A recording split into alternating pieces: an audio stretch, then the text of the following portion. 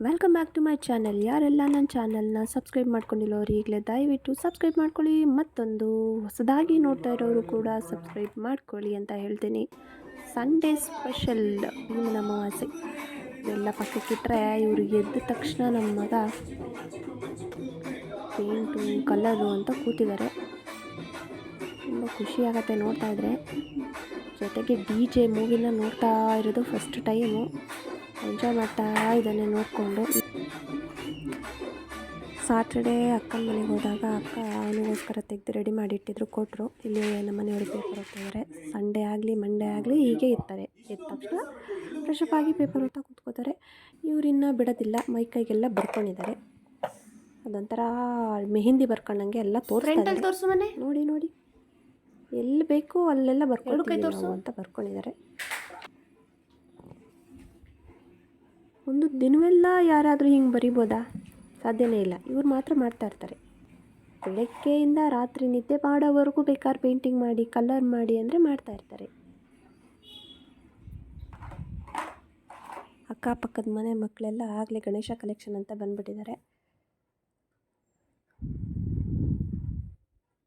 ಮಕ್ಳಿಗೂ ಏನೋ ಒಂಥರ ಖುಷಿ ಗಣೇಶನ ಕೂರಿಸೋದು. ನಮಗೂ ಹಾಗೆ ಖುಷಿ. ಇವರು ಮೈಕೈ ಬರ್ಕೊಳ್ಳೋದಲ್ಲದೆ ಹಣೆಗೆ ಬೇರೆ ಸ್ಟ್ಯಾಂಪ್ ಹಾಕೊಂಡಿದ್ದಾರೆ ನೋಡಿ.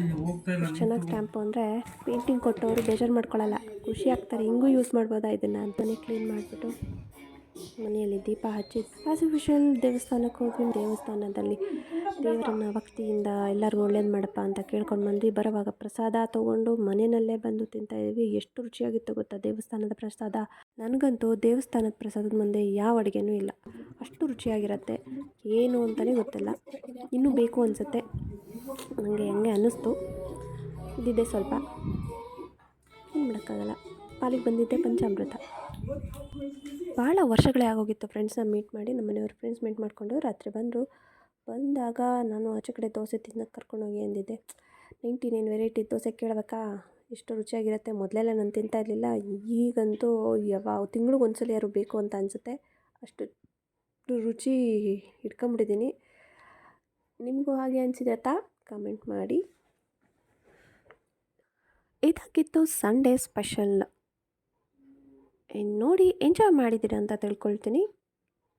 ಇಷ್ಟ ಆದರೆ ಕಮೆಂಟ್ ಮಾಡಿ, ಲೈಕ್ ಮಾಡಿ, ಸಬ್ಸ್ಕ್ರೈಬ್ ಮಾಡಿ. Thank you.